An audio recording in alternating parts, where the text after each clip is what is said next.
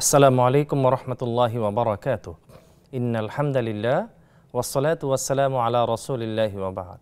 কাছে দূরে সারা পৃথিবী জুড়ে ও সবুজ শ্যামল গ্রাম বাংলার প্রত্যন্ত অঞ্চল জুড়ে যে যেখান থেকে যেই অবস্থায় ফোনে অথবা টেলিভিশনের পর্দায় আমাকে দেখছেন, আমি সবাইকে আন্তরিক ধন্যবাদ জানিয়ে শুরু করতে যাচ্ছি আপনাদের প্রিয় চ্যানেলের প্রিয় আয়োজন নেক্সাস টেলিভিশনের প্রতিদিনের সরাসরি প্রশ্নোত্তরমূলক অনুষ্ঠান বেকমেন্স বিস্কিট প্রেজেন্স ইসলামী জীবন বিধান।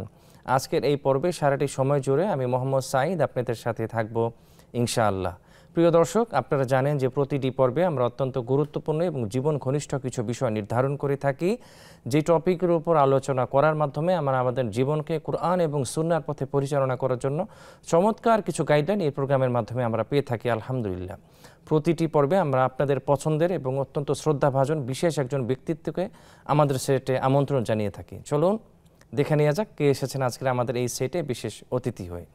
জি প্রিয় দর্শক, আজকে আমাদের সেটে উপস্থিত হয়েছেন জননন্দিত আলিমে দ্বীন, বিদগ্ধ ইসলামিক স্কলার, জামিয়া শাহরিয়ার মালিবাগের সম্মানিত সিনিয়র শাইখুল হাদিস এবং মুফতি হজরতুল্লাহ আল্লাহ মুহতারাম হাফিজ মুফতি আব্দুস সালাম হাফিদাহুল্লাহ। আসসালামু আলাইকুম ওরহমতুল্লাহি ওবরাকাতুহু। ওয়ালাইকুম আসসালাম ওরহমতুল্লাহি ওবরাকাতুহু। জি উস্তাদ, কেমন আছেন আপনি? আলহামদুলিল্লাহ, আপনি কেমন আছেন? আলহামদুলিল্লাহ, আল্লাহ ভালো রেখেছেন। আপনাকে আমাদের নেক্সাস টেলিভিশনে দর্শকদের পক্ষ থেকে এবং আমাদের পক্ষ থেকে আজকের প্রোগ্রামে স্বাগত জানাচ্ছি। জাযাকুমুল্লাহ খায়রা। ওয়া ইয়াকুম।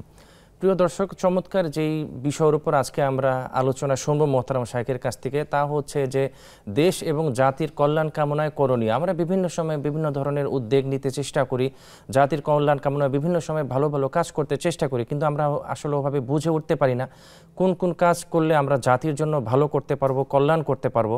মোহতারাম শাইখের কাছ থেকে আমরা আজকে এই বিষয়ের উপর কথা শুনবো যে কোন কোন কাজগুলো করলে আমরা জাতির জন্য কল্যাণকর হবে, জাতির কল্যাণ কামনায় ভালো হবে এবং সুন্দর হবে, কোন কোন কাজ কল্যাণমূলক কাজ ইসলাম আমাদেরকে সম্মতি দেয় এবং ইসলাম এই ব্যাপারে কীভাবে আমাদেরকে আদেশ করেছে কোরআন এবং সুন্নাহর হাদিস আলোকে মোহতারাম শাইখের কাছ থেকে আমরা অত্যন্ত জ্ঞানগর্ভ আলোচনা শুনবো ইনশাআল্লাহ। আজকে আপনারা চাইলে নির্ধারিত টপিকের উপর যে কোনো বিষয় জানতে আমাদের স্ক্রিনে দেওয়া নাম্বারে ফোন করতে পারেন, মেসেজ অথবা কমেন্ট করতে পারেন নেক্সাস টেলিভিশনের ইসলামিক পেজে। জি মোহতারাম শাইখ, ইতিমধ্যে আপনি আজকে অবগত হয়েছেন আজকে আমরা যে টপিকের উপর আপনার কাছ থেকে আলোচনা শুনবো ইনশাআল্লাহ, দেশ এবং জাতির কল্যাণে কি কি কাজ করণীয়, এ ব্যাপারে ধারাবাহিকভাবে আপনি আমাদেরকে যদি যেগুলো আমরা করতে পারি দর্শকদের উদ্দেশ্যে বলতেন। ধন্যবাদ। আসলে বড়ই জীবন ঘনিষ্ঠ বিষয়ে আপনি প্রশ্ন করেছেন। দেশ ও জাতির কল্যাণ, আমরা প্রত্যেকটা নাগরিক দেশে যারা বসবাস করি, আল্লাহ আমাদেরকে যেই দেশে আমার জন্ম দিয়েছেন, আমি জন্মগ্রহণ করার সুযোগ পেয়েছি, আল্লাহ আমাকে যেই দেশে সৃষ্টি করেছেন সেই দেশটাই হলো আমার দেশ। সেই দেশের কল্যাণ কামনা করা, দেশকে ভালোবাসা, দেশের শান্তি শৃঙ্খলা রক্ষা করা, দেশের আইনের প্রতি শ্রদ্ধাশীল থাকা, অনুগত থাকা, সর্বোপরি দেশের স্বাধীনতা সার্বভৌমত্বকে শত্রু কবল থেকে মুক্ত করা এবং এর স্থায়িত্ব প্রদান করা এবং এর জন্য প্রয়োজনে সীমান্ত প্রহারার মাধ্যমে জীবনকে বিলিয়ে দেওয়া, এটা ইসলাম আমাদেরকে শেখায়। যদি প্রথম কথা বলি আমরা যে রসুল আকরাম সাল্লাল্লাহু আলাইহি ওয়াসাল্লাম জন্মভূমিকে সবচেয়ে বেশি ভালোবাসতেন। জন্মভূমিকে ভালোবাসা এটা একটা সুন্নাহ। জি, কেননা রসুল আকরাম সাল্লাল্লাহু আলাইহি ওয়াসাল্লাম আমরা জানি যে যখন হিজরত করে যাচ্ছিলেন তখন নবীজি সাল্লাল্লাহু আলাইহি ওয়াসাল্লাম বারবার চোখের পানি ফেলছিলেন আর কাবার দিকে তাকাচ্ছিলেন, বলছিলেন ইয়া কাবাতু ইন্নাকি লা আহাব্বুল বিকা ইলাল্লাহ সুবহানাল্লাহ ওয়া ইন্নাকি লা আহাব্বুল বিকা ইলাইয়া আইদান। আল্লাহর কাছে এবং আমার কাছেও তুমি পৃথিবীর সবচেয়ে প্রিয় এবং বরকতময় ভূমি। লাউলা আন্না কওমি আখরাজুনি মা খারাজতু মিনক, যদি কওমের এই পাষণ্ডরা আমাকে জোর করে বের করে না দিত তাহলে তোমার কুল হতে অন্য কোথাও আমি যেতাম না। কত চমৎকার কথা। চোখের পানি মুছে মুছে নবীজি সাল্লাল্লাহু আলাইহি ওয়াসাল্লাম পিছনের দিকে ফিরছিলেন, কাবার দিকে যেন পিঠ না হয়, নিজেই পিছন দিকে ফিরে ফিরে যাচ্ছিলেন আর চোখ ছলছল করছিল কাবার দিকে তাকিয়ে নবীজি সাল্লাল্লাহু আলাইহি ওয়াসাল্লাম। এটা মাত্র ভূমির প্রতি এবং মক্কার প্রতি রসুল আকরাম সাল্লাল্লাহু আলাইহি ওয়াসাল্লামের অপূরণীয়, একেবারে যেটা শেষ করা যায় না বলার এমন মহাব্বতের পরিচায়ক। এজন্য দেশ মাতৃকার মহাব্বত, দেশের প্রেম ভালোবাসা থাকা এটা প্রত্যেকের জন্য কর্তব্য, যেমনটা আমাদেরকে রসুল আকরাম সাল্লাল্লাহু আলাইহি ওয়াসাল্লাম শিখিয়েছেন। এবং এই ভালোবাসার প্রতি আল্লাহ তাআলা তার এই অনুরাগকে কবুল করেছেন বিধায় আল্লাহ তাকে সান্ত্বনা বানিয়েও দিয়েছেন, ইন্নাল্লাযী ফারাদা আলাইকাল কুরআন লারাদ্দুকা ইলা মাআদ, সূরা কাসাসের 85 নম্বর আয়াতে আল্লাহ বলছেন যে আপাতত আপনাকে যেতে হচ্ছে ইয়া রাসূলুল্লাহ, মাইগ্রেশন টু মদিনা, হ্যাঁ, কিন্তু এটাই আপনার শেষ যাওয়া নয়। ইনশাআল্লাহ যেখান থেকে আপনি চলে যাচ্ছেন মজলুম বেশে, এখানে ইনশাআল্লাহ বিজয়ীর বেশে আপনাকে ফেরাবো। সত্যি সত্যি সত্যি যে মাত্র 8 বছর না যেতেই রাসূল আকরাম সাল্লাল্লাহু আলাইহি ওয়াসাল্লাম 10,000-এর বাহিনী নিয়ে, যেখানে মাত্র 2 জন আবু বকর রাদিয়াল্লাহু তাআলা এবং নবীজি সাল্লাল্লাহু আলাইহি ওয়াসাল্লাম আর আমির ইবনে ফুহাইরা রাদিয়াল্লাহু তাআলা, তিনি পথ দেখিয়েছিলেন, তিনি শেষ পর্যন্ত যাননি। হযরত আবু বকর রাদিয়াল্লাহু তাআলা আনহুর গোলাম ছিলেন, তিনি মেষ পালন করতেন, রাত্রিকালে দুধ খাইয়ে দিতেন ওনাদেরকে, আবার দিনে রাখালদের সাথে থাকতেন। রাখালরা বুঝতেও না যে তিনি আবু বকর এবং রাসূল সাল্লাল্লাহু আলাইহি ওয়াসাল্লামকে গাইড করছেন। যাই হোক, সে আমির ইবনে ফুহাইরা রাদিয়াল্লাহু তাআলা আনহু গাইডেন্সের কাজ করেছিলেন, কিন্তু মূল সঙ্গী তো ছিলেন হযরত সিদ্দিক আকবর রাদিয়াল্লাহু তাআলা এবং নবীজি সাল্লাল্লাহু আলাইহি ওয়াসাল্লাম। তো বারবার ফিরে তাকাচ্ছিলেন। তো আল্লাহ তাআলা তার এই মাতৃভূমির প্রতি এই যে টান, সেটাকে কবুল করে বলেছিলেন কোনো অসুবিধা নেই।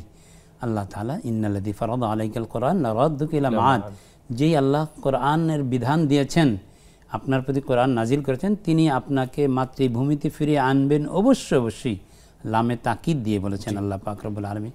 তাহলে এই ভালোবাসাটা হতে হবে যে ইমানের তাকাজায়, ইমানের দাবিতে, যে এটা আমি মাতৃভূমি যেখানে জন্ম নিলাম, পৃথিবীর কত দেশে আমি যাব, সব দেশই ভালো, মক্কার কথা তো কোনো তুলনা নেই, তবুও একটা ন্যাচারালি প্রাকৃতিকভাবে আমার মাতৃভূমির প্রতি একটা টান থাকবেই। আমি যেন সব কিছুর পরও মাতৃভূমির মায়া, টান, আকর্ষণ, এটা নারীর টান বলি আমরা, যে এই নারীর টানে আমি মাতৃভূমিকে মহাব্বত করব। এই মহাব্বত করাটা আমার দেশের প্রতি করণীয়, বা দেশ ও জাতির কল্যাণে সর্বপ্রথম। দেশের প্রতি যদি আমার ভালোবাসাই না থাকে, তাহলে আমি যে কোনো কাজ, আপনি উলফত মে বরাবর হয় ওফা হো কে জফা হো, হর চিজ মে লজ্জত হয় আগর দিল মে মজা হো। হ্যাঁ, যখন কথার কথা তারাবি পড়ি আমরা 20 রাকাত, যেন মাথার উপর আকাশ ভেঙে পড়ে, পাহাড় ধসে পড়ে। কিন্তু যখন আমরা ফুটবল খেলা দেখি, এই ব্রাজিলের খেলা থাকে, 3 ঘন্টা আগে থেকেই বন্ধু বান্ধব নিয়ে আমরা আড্ডা দিতে থেকে 3টা ঘন্টা পার হোক, মূল খেলা শুরু হবে, কোনো মানে এটা কোনো কষ্টই অনুভব হয় না। কেন? ওই যে মহাব্বত আছে।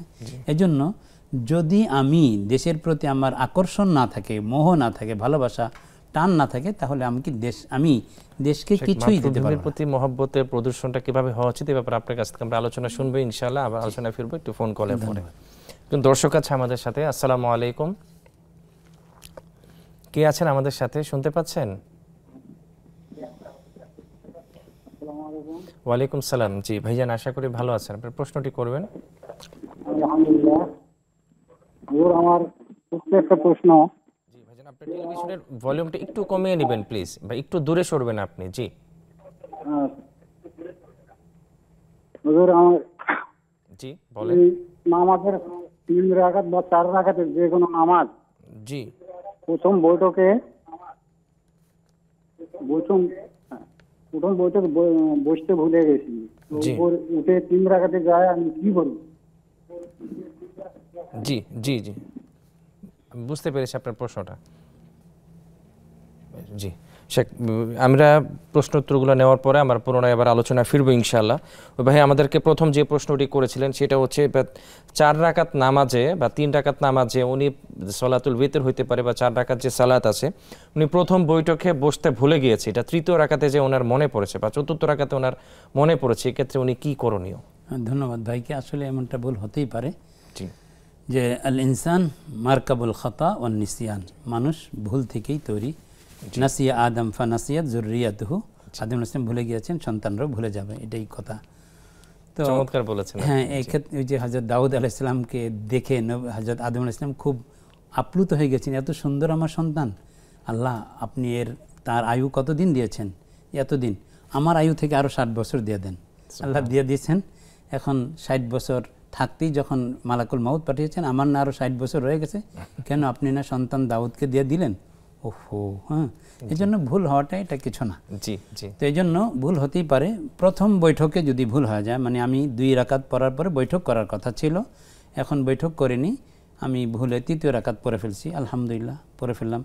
এখন যদি 3 রাকাত নামাজ হয় তাহলে 3য় রাকাতটাই আমার শেষ বৈঠক হবে। শেষ বৈঠকে আমি আত্তাহিয়াতু পড়ার পরে সালাম ফিরাবো, সালাম ফিরানোর পরে 2টা সাজদায়ে সাহু করব, সাজদাতুস সাহু যেটাকে বলে। সাজদাতুস সাহু যেটাকে বলে সেটা করব। করার পরে যথারীতি আমি আবার আত্তাহিয়াত ইত্যাদি সব কিছু পরে কমপ্লিটলি নামাজ পুরো করব। এই যে আমার একটু ভুল হয়ে গেল, ওটার প্রতিবিধান ক্ষতিপূরণ হয়ে গেল এই সাজদা সাহুর মাধ্যমে। জাযাকুমুল্লাহ খায়র। খুব চমৎকারভাবে আপনি বলেছেন। প্রিয় দর্শক, খুব চমৎকারভাবে মোহতারাম শাইখের জ্ঞান গর্ভ আলোচনা আমরা শুনছিলাম। এরই মাঝে আমাদের সময় হয়ে গেল একটি বিরতিতে যাওয়ার, ফিরছি আমরা কিছুক্ষণ পরেই, ততক্ষণ আমাদের সাথেই থাকুন।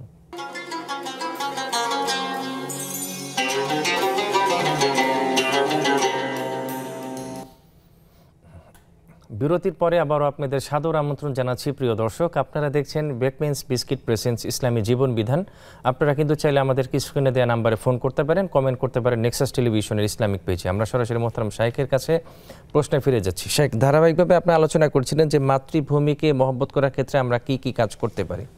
মাতৃভূমির ভালোবাসা এটা একেবারে ন্যাচারাল, এটাকে কোনো কিছু দিয়ে মূল্যায়ন করা যাবে না, পয়সা দিয়ে এটা কেনা যায় না। জি, এটা দিল থেকেই আসে। এই জন্য রসুল আকরাম সাল্লাল্লাহু আলাইহি ওয়াসাল্লাম এটা আমাদেরকে শিখিয়েছেন যে আমি যেভাবে আমার মাতৃভূমিকে ভালোবাসছি, তোমরাও প্রত্যেকে নিজ নিজ মাতৃভূমিকে ভালোবাসো।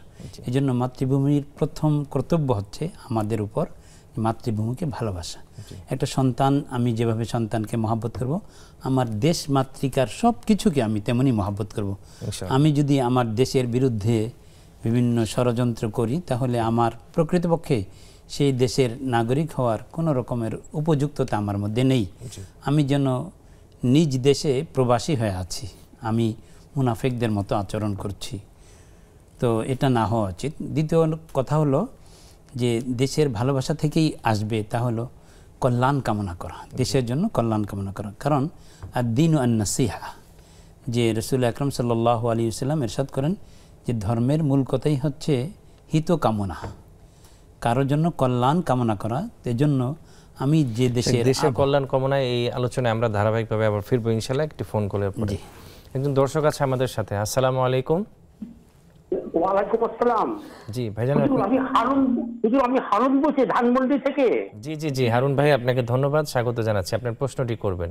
হুজুর, আমি বলছিলাম যে ফেরাউন, নমরুদ, হামান, সাদ্দাত এরা এখন কি অবস্থায় আছে?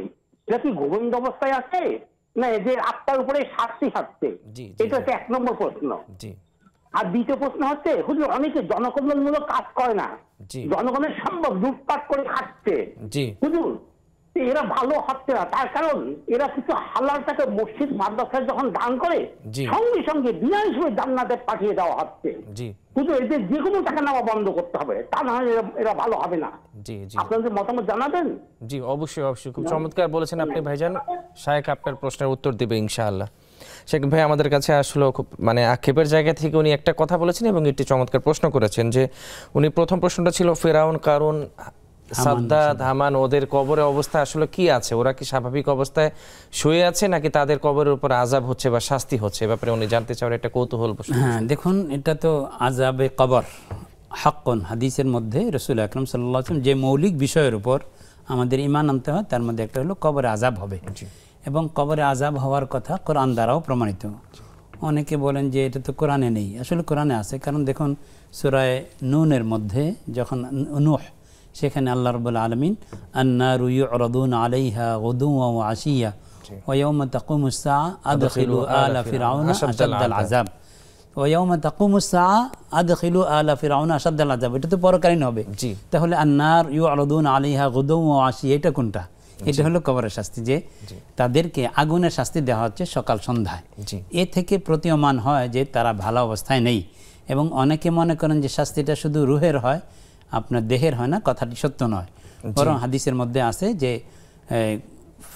ইয়ারজিউ ইলাইহি রূহুহু, রূহ ফিরে আসে, ফিরে আসলে পরে ফায়ুকঈদানিহি, দুইজন ফেরেশতা তাকে বসান, হ্যাঁ, বসিয়ে তাকে ওয়াস আলানিহি প্রশ্ন করেন। ওই প্রশ্নগুলো মৌলিক প্রশ্ন, মার রব্বুকুম মা দীনুক ওমান হাযার রাজুল আল্লাযী বুইসা ফীকুম, নবীজি সাল্লাল্লাহু আলাইহি ওয়াসাল্লামকে দেখিয়ে বলা হয় তিনি কে।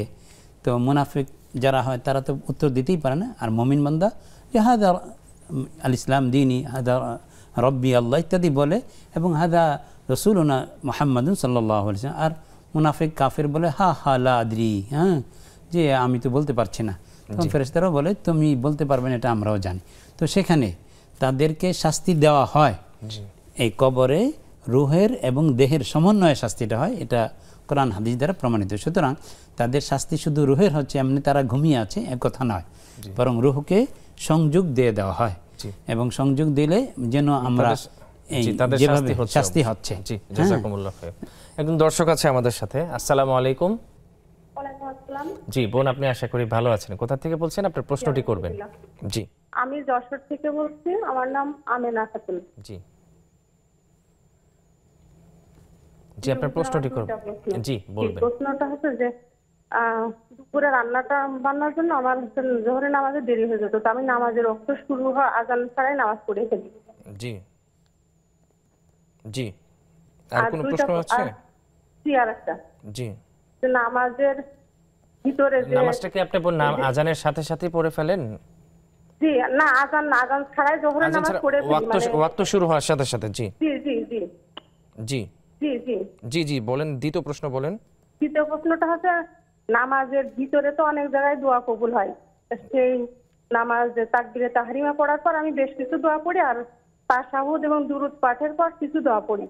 জি, তো সেই দোয়াগুলো বেশ অনেকগুলা দোয়া পড়ি, যেগুলো হচ্ছে আমি যে সমস্ত দোয়া মনে করেন প্রায় 25-30টা। এক্ষেত্রে আমার নামাজ অনেক বিলম্ব হয়। দোয়াটা কোন সময় পড়েন আপনি আরেকবার বলবেন প্লিজ? ফরজ সালাতে তাশাহুদ এবং দুরূদ পাঠের পর। তাশাহুদ এবং দুরূদ পাঠের পর। জি জি, আমি বুঝতে পেরেছি। শাইখ উত্তর দিবে ইনশাআল্লাহ। জি জি, আমি জি, লাইনটি আপনি প্রশ্নটা আমরা বুঝতে পেরেছি, শাইখ উত্তর দিবে বোন ইনশাআল্লাহ। জি, আরেকজন দর্শক আছে আমাদের সাথে। আসসালামু আলাইকুম। ওয়ালাইকুম সালাম। জীবন, আপনি আশা করি ভালো আছে, আপনার প্রশ্নটি করবেন। আলহামদুলিল্লাহ।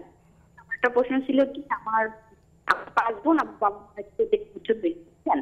এখন আমার প্রশ্ন হচ্ছে যে আমার ভাই মানে অনেক খারাপ, খারাপ যাচ্ছে যে সব করে। তো আমি একটা তালিম গেছিলাম, তালিম একটা মানে একটা হাদিসে মানে একটা মানে কথা শুনছি কি, যে একটা মহিলা বলেছে জান্নাতে, কিন্তু সে জান্নাতে বসে কান্না করতেছিল। তা বলতেছে, জিজ্ঞেস করছিল ফেরেশতা যে তুমি কান্না করতেছ কেন? বলছি যে আমি কিছুদিন পরে যাবো। বলতেছে কেন? মানে আমি দুনিয়াতে নেক সন্তান রাইখে আসিনি না, এই জন্য আমি মানে দোজখে যাবো এই জন্য। আবার একটা মহিলা বলে সে হচ্ছে দোজখে পড়তেছে, কিন্তু সে বলে হাসতেছি।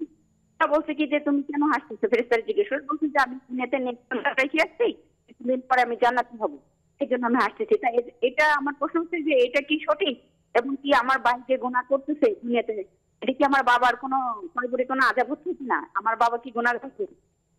জি, আমি আপনার প্রশ্নটা বুঝতে পেরেছি বোন। ঠিক আছে, শাইখ উত্তর দেবে ইনশাআল্লাহ। শেখ আর ভাই আমাদের কাছে আক্ষেপের জায়গা থেকে এটি প্রশ্ন করেছিলেন, সেটা হচ্ছে যে বিভিন্ন মানুষ তারা সমাজের কল্যাণের জন্য কাজ তো করছেই না, বরং যে সমাজ কল্যাণের কথা বলে টাকাগুলো তারা আত্মসাৎ করছে। আবার এই মানুষগুলো যখন মসজিদে বড়ভাবে ডোনেশন করছে, তাদেরকে মানে জান্নাতে পাঠিয়ে দেওয়া হচ্ছে। এই কাজগুলোকে বন্ধের ক্ষেত্রে আমরা কি করতে পারি? দেখুন, রাসূল আকরাম সাল্লাল্লাহু আলাইহি ওয়াসাল্লাম স্পষ্টই ঘোষণা করেছেন, লা তুকবালু সালাতুন বিগাইরি তুহুরিন ওয়ালা সাদাকাতুম মিন গুলুলিন। যেমন সালাত আদায় করতে গেলে তাহারাত ছাড়া, পবিত্রতা ছাড়া সালাত হবে না, ঠিক তেমনি ভাবে হারাম মাল থেকে সাদাকা করলে, দান করলে, সেই দান কোশ্চিন কালেও কবুল হবে না। বরং হারাম মাল দিয়ে দান করার পরে কেউ যদি সওয়াবের নিয়ত করে, তার কুফরির আশঙ্কা আছে। এই জন্য যারা সম্পদ আত্মসাৎ করে, এটা তো সম্পূর্ণ নিষিদ্ধ। ইয়া আইয়ুহাল্লাযীনা আমানু লা তাকুলু আমওয়ালাকুম বাইনাকুম বিল বাতিল ইল্লা আন তাকুনা তিজারাতান আন তারাদি মিনকুম। অপরের সম্পদ তোমরা আত্মসাৎ করো না। হ্যাঁ, ব্যবসা বাণিজ্যের মাধ্যমে লেনদেন হয় পারস্পরিক সমঝোতা সম্মতিতে, সেটা ভিন্ন কথা। এবং কোরআনে কারীমে আপনি লক্ষ্য করুন যে আল্লাহ রাব্বুল আলামিন ইরশাদ করেছেন, ইয়া আইয়ুহাল্লাযীনা আমানু কুলু মিনাত তাইয়্যিবাতি ওয়া'মালু সালিহা, যে হালাল কামাই খাও, হালাল রিজিক গ্রহণ করো, এরপরে তুমি নেক আমল করো। এর মানে হচ্ছে, বুজুর্গানে দিন বলেন কথা, মুফাসসিরিনে কেরাম, যে এর মানে আল্লাহ তাআলা বুঝাতে চাচ্ছেন যে নেক আমল কবুল হওয়ার জন্য হালাল রিজিক শর্ত, এবং এটা মুমিনদেরকে আল্লাহ, হ্যাঁ, এজন্য মা নাবাতা লাহমু মিনাস সুহতি ইল্লা কানাতিন নার আওলা বিহি, হারাম দ্বারা শরীর তৈরি হলো এটা জাহান্নামের উপযোগী হবে। তো এই জন্য এই যে যারা এইভাবে বলছে এবং আমরা না জেনে বা কোনো ইমাম সাহেব তাকে জান্নাতে পাঠিয়ে দিয়েছেন, এমনটা বিষয় না যে প্রথমেই আমরা দান খয়রাতের বিষয় আসলে কেউ কাউকে জান্নাতে পাঠাইতে পারেন না, এটা সম্পূর্ণ আপনি দান করলেই জান্নাতি হয়ে যাবেন। দানটা তো আল্লাহর কাছে গৃহীত হইতে হবে, আর গৃহীত হওয়ার জন্য সাদাকা এবং দান হালাল মাল থেকে হতে হবে। আমি কারোটা আত্মসাৎ করলাম আর তৃপ্তির ঢেকুর তুললাম যে কিছু তো মাদ্রাসা মসজিদে দিয়ে দিয়েছি, হালাল হয়ে গেল, এটা আপনার আত্মপ্রবঞ্চনা, আত্মতৃপ্তি আপনি কিছুই হলো না, কিছুই হলো না। চমৎকার বলেছেন শাইখ। জি, আরেক বোন আমাদের কাছে খুব চমৎকার করে দুইটি প্রশ্ন করেছিল। ওনার প্রথম প্রশ্নটা ছিল হচ্ছে, যেহেতু দুপুরে খাবার দাবার রান্না করার একটা বিষয় থাকে আমাদের মা বোনদের, উনি জোহরের সালাতের যখন ওয়াক্ত শুরু হয় আজানের আগে উনি নামাজটা আদায় করে ফেলে, এই ক্ষেত্রে ওনার কোনো সমস্যা হবে কি? না, কোনো সমস্যা নেই। যদি নিশ্চিত হতে হবে যে এই নামাজের ওয়াক্ত হয়েছে, যদি আজান হওয়ার পরেই সালাত আদায় করতে হবে, নামাজ পড়তে হবে এমন জরুরি না। ওয়াক্ত হয়ে যাওয়ার পরে পড়া অবশ্যই যাবে, কিন্তু ওয়াক্ত হলো কিনা এই বিষয়টা নিশ্চিত হতে হবে। বর্তমানকালে মোবাইল অ্যাপসের মধ্যে মুসলিমস ডে, মুসলিম বাংলা ইত্যাদি অ্যাপসগুলো ওলামায়ে কেরাম দ্বারা পরিচালিত হয়, সেখানে প্রত্যেকটা নামাজের ওয়াক্ত শুরু এবং শেষ দেওয়া থাকে এবং মাকরু ওয়াক্ত দেওয়া আছে। এই জন্য আমরা বিভিন্ন অ্যাপস ব্যবহার করি, এই অ্যাপসগুলো ইনস্টল করে নিলে আমাদের এই সুবিধাটা হয়।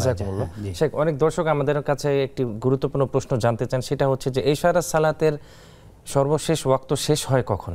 এই ইশার সালাতে এটা আমাদের দেশে অনেকেই মনে করি যে যখন রাত 12টা বেজে যায় এরপরে সালাতুল ইশা পড়াটা একবারে হারাম হয়ে যায় বা নিষিদ্ধ। আসলে তা নয়। মানে এমনিতে তিনটা ভাগ। একটা হলো যে ইশার নামাজকে রাতের 1/3 সুলুসুল লাইল পর্যন্ত বিলম্ব করে পড়া। রাতটা যদি কথার কথা 9 ঘন্টা হয় তাহলে 3 ঘন্টা পরে রাত্রি শুরুর তৃতীয়াংশের মধ্যে ইশার নামাজ পড়া, এই পর্যন্ত পড়াটা মুস্তাহাব, একটু বিলম্ব করে পড়া। এরপরে 12টা বা যে মধ্যরাত্রি পর্যন্ত বিলম্ব করাটা জায়েজ।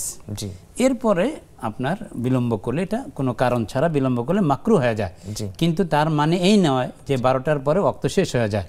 বরং আপনি কোনো সফরে ছিলেন, বাসে ছিলেন, নামতে পারেননি, হ্যাঁ, একেবারে সুবহে সাদেক হওয়ার আগ পর্যন্ত। অনেকে ভাবি যে আজান হওয়ার আগ পর্যন্ত, না, আমাদের দেশে সুবহে সাদেক হওয়ার অনেক পরে আজান দেওয়া হয়। এই জন্য অ্যাপস রাখলে বা আপনি কখন টাইমটা হয় সুবহে সাদেকের আগ পর্যন্ত এক কথায় আপনি নামাজটা থাকে। জাযাকুমুল্লাহ খাইর। জি, একজন দর্শক আছে আমাদের সাথে। আসসালামু আলাইকুম। ওয়ালাইকুম আসসালাম। জি বোন, আপনি আশা করি ভালো আছেন? জি আলহামদুলিল্লাহ। জি, এক নম্বর প্রশ্ন হচ্ছে, রাসূল সাল্লাল্লাহু আলাইহি সাল্লামের পিতা তো মুশরিক ছিলেন, এখন কি ঠিক প্রশ্নটা আমার না, আমাকে একজন বলছে আর কি। জি, বলবেন আপনি। কোন হাদিসে সে পেয়েছে যে উনি পিতা যেহেতু ছিলেন, মুশরিক ছিলেন, তাহলে ওনার পিতা জাহান্নামী হবে কিনা, এটা ভালো করে বুঝিয়ে বলবেন। কে মুশরিক ছিলেন? রাসূল সাল্লাল্লাহু আলাইহি সাল্লামের পিতা? জি পিতা আমি বুঝতে পেরেছি। জি, তাহলে উনি কি জাহান্নামী হবেন নাকি জান্নাতি? আর 2 নম্বর প্রশ্ন হচ্ছে, রাসূল সাল্লাল্লাহু আলাইহি সাল্লাম মারা গিয়েছিলেন সোমবারে, তো দাফন হয়েছিল বৃহস্পতিবারে, তো এটা কেন হয়েছিল, এটাও আর কি প্রশ্ন, তার ভালোভাবে বুঝিয়ে বললাম বলতে পারবো। আর 3 নম্বর প্রশ্ন হচ্ছে যে ওযু করার পর যে হাত মুখ মুছি আমরা, এটা কি কোনো হাদিসে আছে নাকি যে রাসূল সাল্লাল্লাহু আলাইহি ওয়াসাল্লাম মুছতেন না, না মুছলে কি সওয়াব বেশি হবে, এরকম কিছু? জি, খুব চমৎকার করে আপনি বোন প্রশ্ন করেছেন। শায়েখ আপনার উত্তর দেবে ইনশাআল্লাহ। প্রিয় দর্শক, খুব চমৎকার ভাবে মোহতারাম শায়েখ কুরআন এবং হাদিসের আলোকে আপনাদের প্রশ্নগুলোর উত্তর দিয়ে যাচ্ছেন। আলহামদুলিল্লাহ। এরই মাঝে আমাদের সময় হয়ে গেল একটি বিরতিতে যাবার। ফিরছি আমরা কিছুক্ষণ পরে, ততক্ষণ আমাদের সাথেই থাকুন।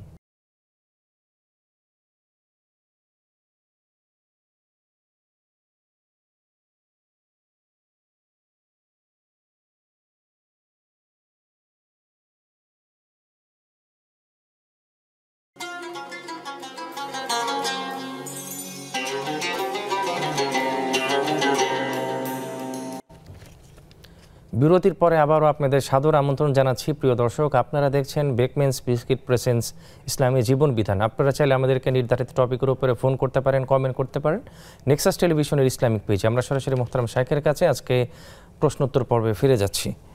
শেখ, এক বোন আমাদেরকে একটি প্রশ্ন করেছিলেন যে রাসূল সাল্লাল্লাহু আলাইহি ওয়াসাল্লামের পিতা কি মুশরিক ছিলেন কিনা এবং উনি কি আসলে জাহান্নামে যাবেন কিনা, আল্লাহ হেফাজত করেন, এই ব্যাপারে উনি জানতে চাইছেন। আসলে বিষয়টা খুবই সেনসিটিভ, এভাবে না বলাই উচিত যে রাসূল সাল্লাল্লাহু আলাইহি ওয়াসাল্লামের আব্বা আম্মা, তারা বিশেষ করে বাবার কথা, যে মুশরিক ছিলেন, এই শব্দ উচ্চারণ করাটা অনুচিত হবে।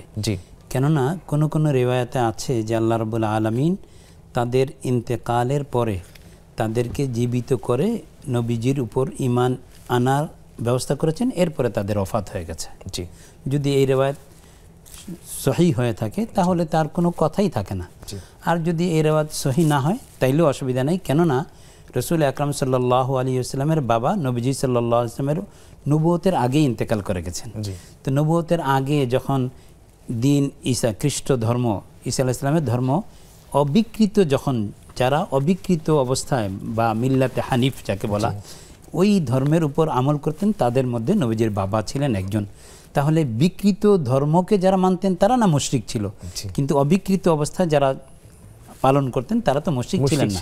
এই জন্য রসুল সাল্লাল্লাহু আলাইহি ওয়াসাল্লামের বাবা মুশরিক ছিলেন, তার কবরে আযাব হবে এমন দুঃসাহস করে কথা বলা উচিত না। এই শব্দ চয়ন বলাটাই আসলে এই শব্দ চয়নটাই মারাত্মক বেয়াদবি, এবং এই বিষয়টা সেনসিটিভ যে আল্লাহ রাব্বুল আলামিন অবশ্যই তাদের জন্য কল্যাণের ব্যবস্থা করেছেন।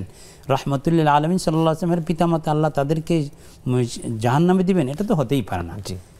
চমৎকার বলেছেন, জাযাকুমুল্লাহ। উচিত না যে তারা আমাদের কাছে আরেকটি প্রশ্ন করেছেন যে রাসূল সাল্লাল্লাহু আলাইহি ওয়াসাল্লাম উনি ইন্তেকাল হয়েছিল সোমবারে এবং ওনাকে দাফন করা হয়েছিল বৃহস্পতিবারে, এই যে বিলম্বটা হবে, দেরিটা হওয়ার কারণটা কি? আসলে কারণ আর কিছুই না, যে রাসূল আকরাম সাল্লাল্লাহু আলাইহি ওয়াসাল্লাম সবার দায়িত্বশীল ছিলেন, নবী ছিলেন, উম্মতের সবচেয়ে রহমাতুল আলামিন। আন-নাবিয়্যু আওলা বিল মুমিনিনা মিন আনফুসিহিম, আমাদের হৃদয়ের চাইতেও কাছের মানুষ ছিলেন রাসূল সাল্লাল্লাহু আলাইহি ওয়াসাল্লাম। তো এখন উম্মতের এই তিনি চলে গেলেন, দায়িত্ব কে নেবেন? দায়িত্ব ভার নেওয়ার আগে রাসূল আকরাম সাল্লাল্লাহু আলাইহি ওয়াসাল্লামকে দুনিয়া থেকে বিদায় করা সমুচিত হবে না।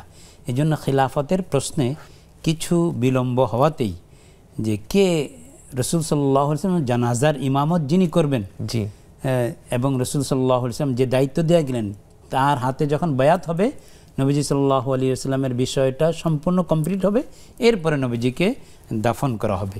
এই বিষয়ে খেলাফতের বিষয়টা জটিল বিষয় ছিল, কারণ আনসারদের অবদানও কম না, আবার মুহাজির যারা, তাদের আত্মত্যাগের কোনো তুলনা নেই। আপনি কোন দিকে করবেন? আবার আল আইমাতু মিন কুরাইশিন ইত্যাদি বিভিন্ন প্রশ্নে বিষয়টা খুব জটিল ছিল। এই জটিল আকার ধারণ করার পরে সমস্ত সাহাবায়ে কেরাম মিলে যখন আবু বকর রাদিয়াল্লাহু আনহুর হাতে বায়াত নিলেন, তখন নবীজি সাল্লাল্লাহু আলাইহি ওয়াসাল্লামের এই খিলাফা বিষয়টা পূর্ণতা ঘটলো। তখন নবীজি সাল্লাল্লাহু আলাইহি ওয়াসাল্লামকে আপনার দুনিয়া থেকে দাফন করার ব্যবস্থা করা হলো। তো এর আগে এটা নবীজির দায়িত্ব কাকে দিয়ে গেলেন, কিনি পেলেন, কে পেলেন, এটা কার কাছে গেল, এটা না সিদ্ধান্ত হওয়ার আগ পর্যন্ত নবীজি সাল্লাল্লাহু আলাইহি ওয়াসাল্লামকে সমীচীন মনে করা হয়নি যে দাফন করা। জাযাকুমুল্লাহ খাইর। জি, একজন দর্শক আছে আমাদের সাথে। আসসালামু আলাইকুম। জি বোন, আমাকে শুনতে? ওয়ালাইকুম সালাম। জীবনে আপনি আশা করি ভালো আছেন, আপনার প্রশ্নটি করবেন প্লিজ। জি আলহামদুলিল্লাহ। জি, আমার প্রশ্নটা হলো সম্মানিত শায়েখের কাছে। যেমন অনেক সময় আমরা তো এমনি সারাদিন সব ওয়াক্তের নামাজ নিয়ে 12 রাকাত সুন্নাতের কথা আমরা জানি। তো অনেক সময় হয়তো অফিসে মিটিং থাকে কিংবা অন্যান্য খুব জরুরি একটা কাজের জন্য হয়তো প্রথম 4 রাকাত সুন্নাত আমি ছেড়ে দিয়ে ফার্স্টটা আদায় করে পরের 2 রাকাতটা আদায় করি। তো এই 4 রাকাত না হলে তো 12 রাকাত হচ্ছে না। তখন আমি এশার নামাজের সময় ফরজ নামাজের আগে আমি 4 রাকাত পড়ে সুন্নাত পড়ে ফরজ পড়ে সুন্নাত পড়ে বেতের পড়তে পারি কিনা, তাহলে আমি সে একই সওয়াব পাবো কিনা 12 রাকাতের? জি, এইটি আমার প্রশ্ন সম্মানিত শায়েখের কাছে। আসসালামু আলাইকুম। ওয়ালাইকুম সালাম। শায়েখ, বোনের প্রশ্নতে আসলে আমি যেটা বুঝতে পেরেছি, সব মিলিয়ে হয়তো 12 রাকাত সুন্নাহ সারাদিন নামাজের মধ্যে, তিনি হয়তো ফজর বা জোহরের সালাতের মধ্যে যদি সুন্নাহগুলো ছুটে যায় কোনো ব্যস্ততার কারণে বা কোনো সমস্যার কারণে, এশারের সালাতের সময় যদি উনি সেই সুন্নাহটা যদি উনি আদায় করে নেন, ফজর সালাত বা অন্যান্য সালাতের সময় যে সুন্নাহগুলো, এটা কি আসলে করা যাবে কি? দেখুন, সুন্নতে মুআক্কাদা যেগুলো আছে ওগুলোই 12 রাকাতের কথা বলা আছে। এই সুন্নতটা আমি যদি জোহরের 4 রাকাত পূর্বের সুন্নত 4 রাকাত পড়তে না পারি কোনো কারণে, তাহলে এটা ওই জোহরের ওয়াক্তের মধ্যেই পড়ব। জোহরের পরে যে 2 রাকাত আছে সুন্নাহ, এই সুন্নতের পরে পড়ব। অনেকে করে কি, আপনার প্রথমে ওই 4 রাকাত ছুটে যাওয়া সুন্নত পরে এরপরে আবার 2 রাকাত পড়ে, তাহলে 2টা ডিসপ্লেস হয়ে গেল, স্থানচ্যুত হলো 2টার। কিন্তু আমি যদি যেটা স্থানচ্যুত হয়েছে ওইটাকে পরে পড়ি, তাহলে শুধু একটা স্থানচ্যুত হলো। এই জন্য নিয়ম হলো ইউসাল্লি আরবাআন বাদা তাতাওয়ুহি, বাদা রাকাতাইন, যে 2 রাকাত পড়ার পরে এরপরে তিনি বাকি 4 রাকাত পড়বেন। আর যদি এই জোহরের সুন্নাটা, জোহরের ওয়াক্ত শেষ হয়ে যায়, তখন নফলে পরিণত হয়ে যায়। তো এই জন্য বোন যদি এই সুন্নাকে 4 রাকাত সুন্নাত যেটা পড়তে পারেনি, এটা যদি এশার সময় পড়েন, তাহলে সুন্নতের আদায় করলেন 12 রাকাত, এটা ধরা হবে না। বরং সুন্নত আদায় করতে হলে ওই সুন্নত মুআক্কাদাকে অন্তত এরপরে ওই ওয়াক্তের মধ্যেই পরে আদায় করলেও সুন্নতের মধ্যেই থাকবে, কিন্তু ওয়াক্ত চলে গেলে ওটা নফল হয়ে যাবে। মোট কথা হচ্ছে শেখ, সুন্নতে মুআক্কাদাটাকে ওয়াক্তের মধ্যেই আদায় করতে হবে। ওয়াক্ত যদি শেষ হয়ে যায় তাহলে সেটা আর সুন্নতে মুআক্কাদা থাকবে না, নফল হয়ে যাবে, নফল হয়ে যাবে। জি, চমৎকার বলেছেন, জাযাকুমুল্লাহ খাইর।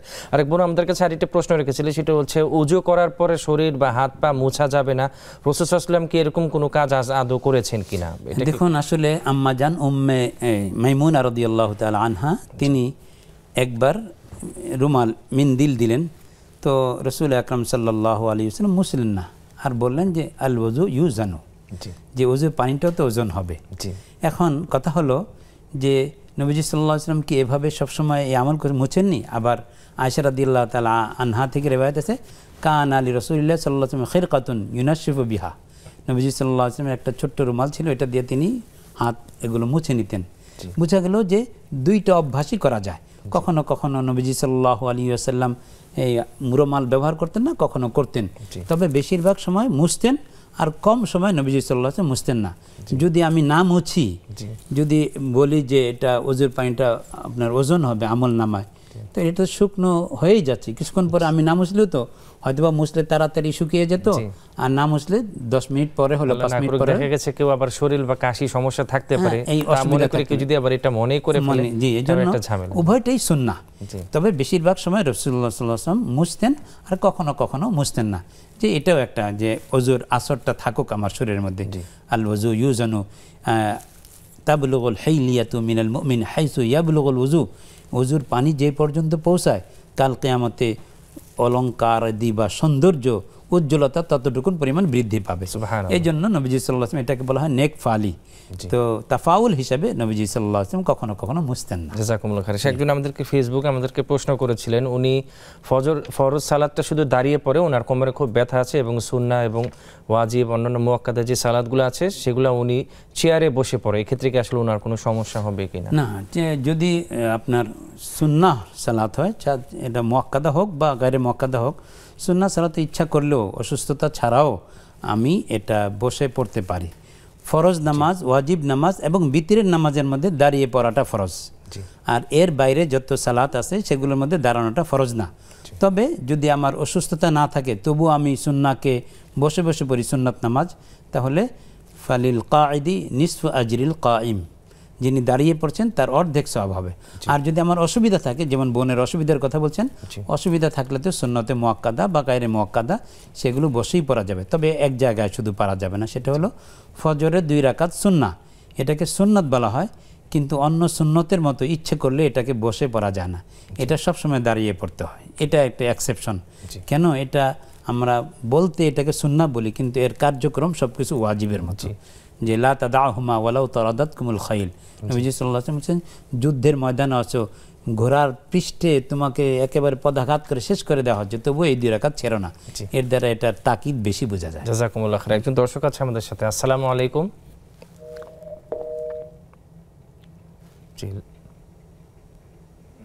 জি, লাইনটি বিচ্ছিন্ন হয়ে গেছে। প্রিয় দর্শক, খুব চমৎকারভাবে মোহতারাম শায়েখ আপনাদের প্রশ্নগুলোর উত্তর দিয়ে যাচ্ছেন, আলহামদুলিল্লাহ। এরই মাঝে আমাদের সময় হয়ে গেল একটি বিরতিতে যাবার, ফিরছি আমরা কিছুক্ষণ পরে, ততক্ষণ আমাদের সাথেই থাকুন।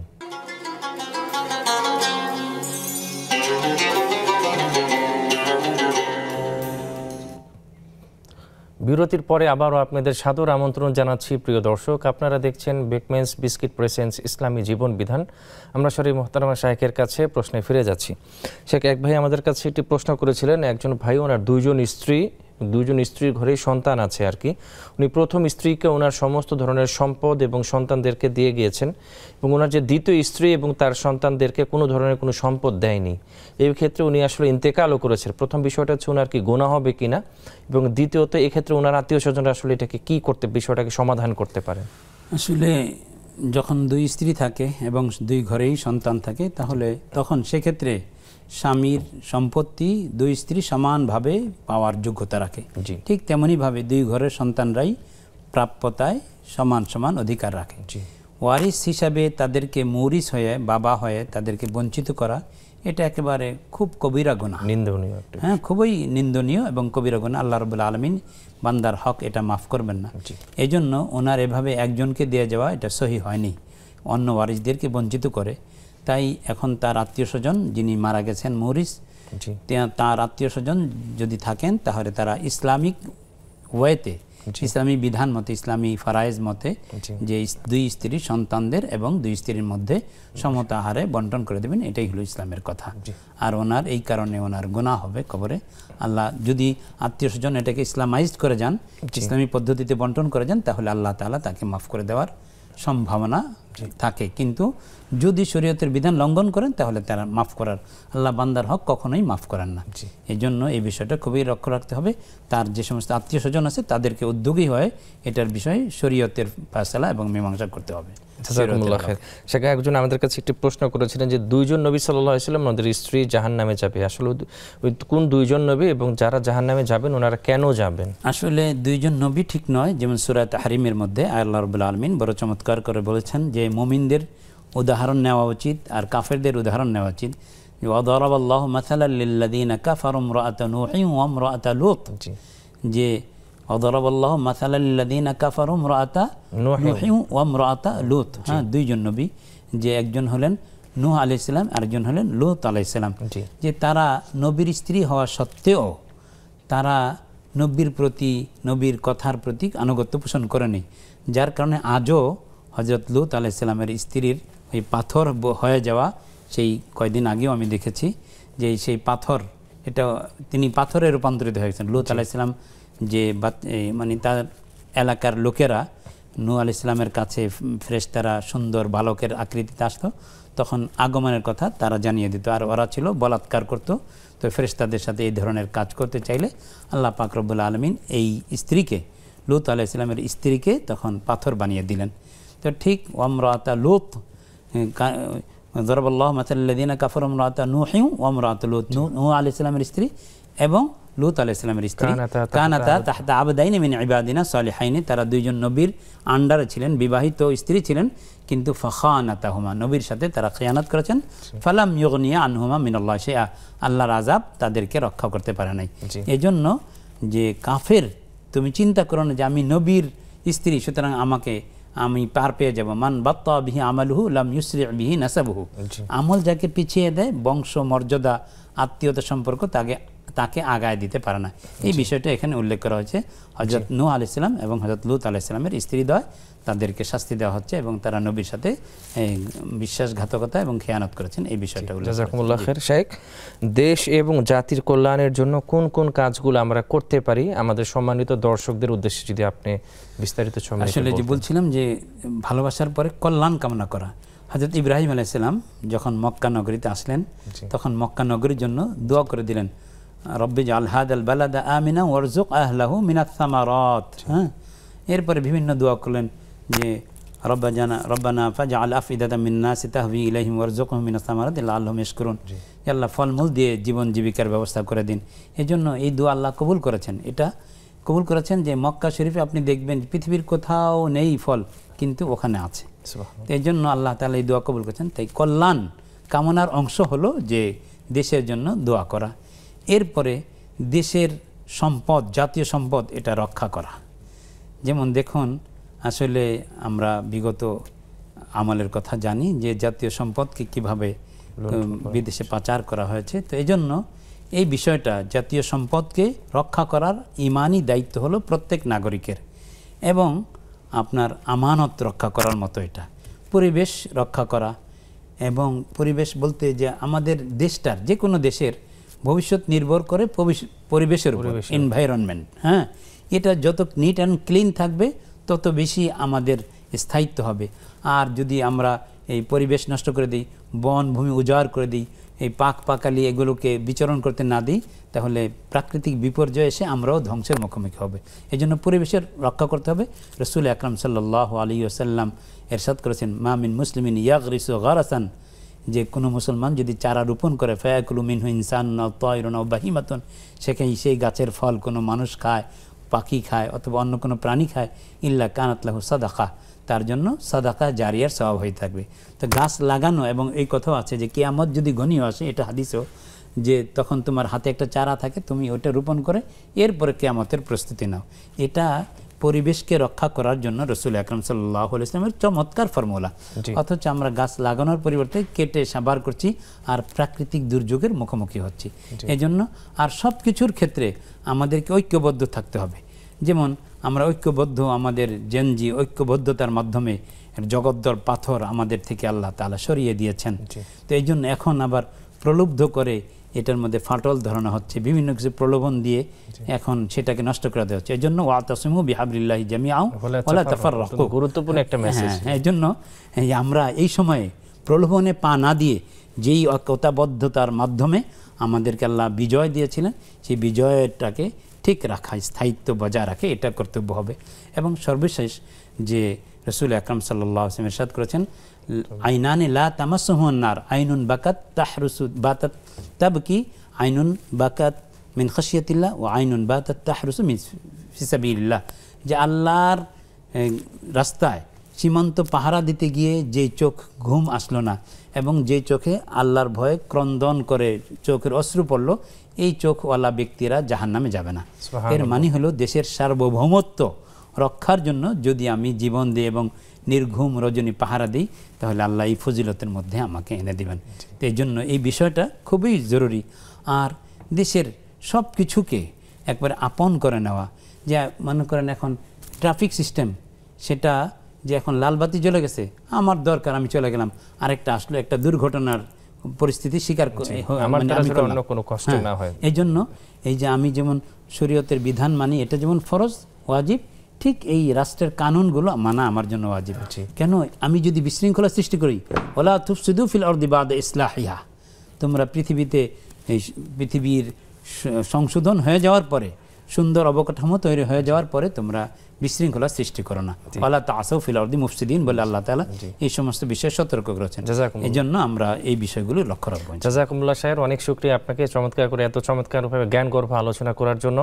আপনি আপনার সমস্ত ব্যস্ততাকে পিছনে ফেলে আমাদেরকে সময় দিয়েছেন। আল্লাহ আপনাকে উত্তম প্রতিদান দিয়ে ধন্য করেন। আপনাকে এবং সকলকে ধন্যবাদ। জাযাকুমুল্লাহ খায়ের। প্রিয় দর্শক, এতক্ষণ যারা আমাদের সাথে চমৎকার এই আয়োজনটিতে যুক্ত ছিলেন, আল্লাহ তাআলা আপনাদের সময়টিকে কবুল ফরমান। সবাই ভালো থাকবেন এবং সুস্থ থাকবেন, নিরাপদে থাকবেন। আমি বিদায় বেলায় একটি মেসেজ দিয়ে আজকের মতো এখান থেকে বিদায় নিব। আমরা যেন আমাদের জায়গা থেকে সবসময় ইসরায়েলের বিরুদ্ধে প্রতিবাদ এবং প্রতিরোধ গড়ে তুলি এবং ইসরায়েলি পণ্যগুলোকে আমরা বর্জন করে চলি। আগামীকালকের লাইভটি দেখার আমন্ত্রণ জানাই। আমি আজকের মতো এখান থেকে বিদায় নিচ্ছি। জাযাকুমুল্লাহু খাইর। আল্লাহু ইউবারিক ফি হায়াতিকুম ওয়া আসসালামু আলাইকুম ওয়া রাহমাতুল্লাহি ওয়া বারাকাতুহু।